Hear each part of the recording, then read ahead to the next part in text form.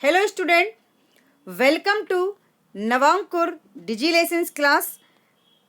मैं सीमा साद एक बार पुनः आपके बीच उपस्थित हूँ।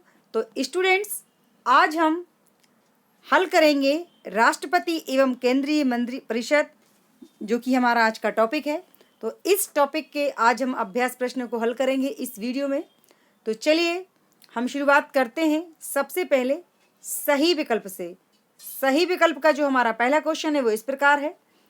राष्ट्रपति का कार्यकाल होता है आ 6 वर्ष, बा 1 वर्ष, सा 5 वर्ष और दा है 4 वर्ष। इसका जो सही आंसर है वह है सा ऑप्शन 5 वर्ष। राष्ट्रपति का कार्यकाल 5 वर्ष का होता है। अब हमारा नेक्स्ट क्वेश्चन है, क्षमादान का अधिकार प्राप्त है। तो मीन्स इसमें हमें यह बताना है कि क्षमादान का अधिकार किसको प्राप्त होता है। इसके ऑप्शंस हैं आ प्रधानमंत्री को, बा रक्षा मंत्री को, सा उपराष्ट्रपति को, दा राष्ट्रपति को। तो इसका जो सही आंसर है वह है दा ऑप्शन है, राष्ट्रपति को। राष्ट्रपति को क्षमादान का अधिकार है, मीन्स राष्ट्रपति माफ कर सकता है सजा को। अब हमारा जो नेक्स्ट क्वेश्चन है वह है रिक्त स्थान का, मीन्स खालिस्तान का। तो हमारा पहला खालिस्तान है उपराष्ट्रपति राज्यसभा का पदेन खालिस्तान होता है। तो यानी इसमें जो शब्द आएगा वह आएगा सभापति। उपराष्ट्रपति राज्यसभा के पदेन मतलब कि राज्यसभा का पदेन सभापति होता है। अब हमारा सेकंड खालिस्तान है मंत्रियों में विभागों का बंटवारा खालिस्तान करता है। यानी कि मंत्रियों में विभागों को कौन बांटता है। तो इसमें शब्द आएगा प्रधानमंत्री। मंत्रियों में विभागों का बंटवारा प्रधानमंत्री करता है। तीसरा हमारा खालिस्तान है राष्ट्रपति के चुनाव में राज्य विधानमंडलों और खालिस्तान के सदस्य मतदान करते हैं। तो विधानमंडलों के अलावा और किसके सदस्य इसमें मतदान करते हैं। तो इसमें जो शब्द आएगा वह आएगा संसद। राष्ट्रपति के चुनाव में राज्य विधानमंडलों और संसद के सदस्य मतदान करते हैं, यानी ये दोनों ही राष्ट्रपति को चुनते हैं। अब हमारा अंतिम खालिस्तान है फोर्थ, राज्यों के राज्यपालों की नियुक्ति खालिस्तान के द्वारा की जाती है। इसमें जो शब्द आएगा खालिस्तान में वह आना है राष्ट्रपति। तो राज्यों के राज्यपालों की नियुक्ति राष्ट्रपति के द्वारा की जाती है।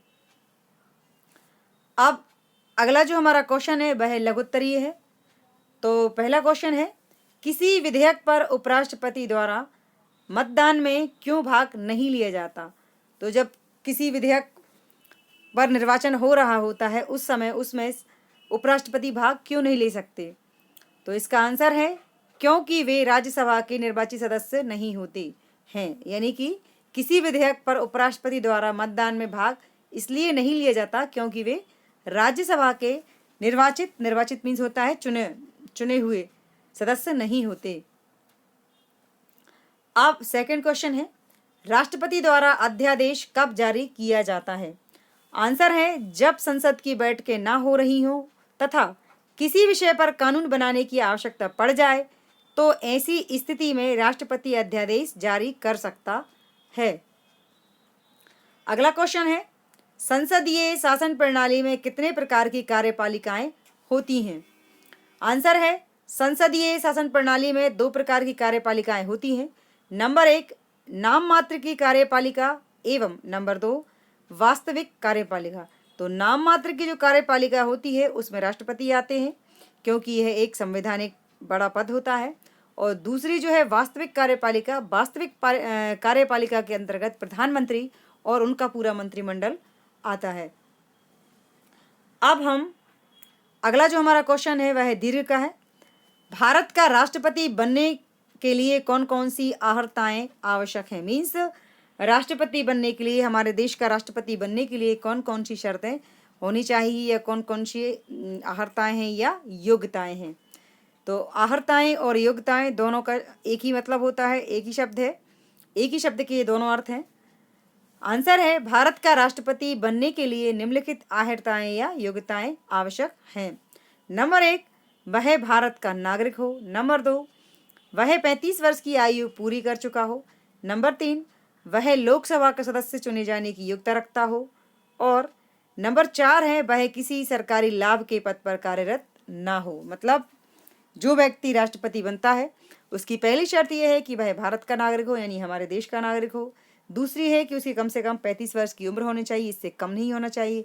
तीसरी शर्त है कि वह लोकसभा का सदस्य चुने जाने की योग्यता रखता हो। और चौथी जो शर्त है वह है कि वह किसी सरकारी लाभ के पद पर कार्यरत ना हो, यानी कि वह कोई सरकारी नौकरी ना करता हो।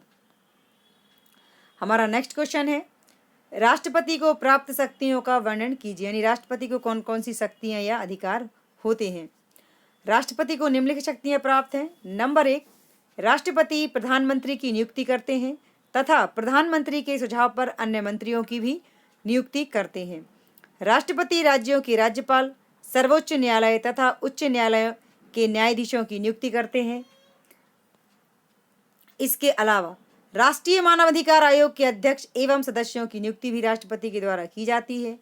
राष्ट्रपति को अध्यादेश जारी करने का अधिकार है।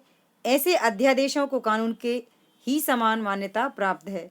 राष्ट्रपति को क्षमादान का अधिकार प्राप्त है।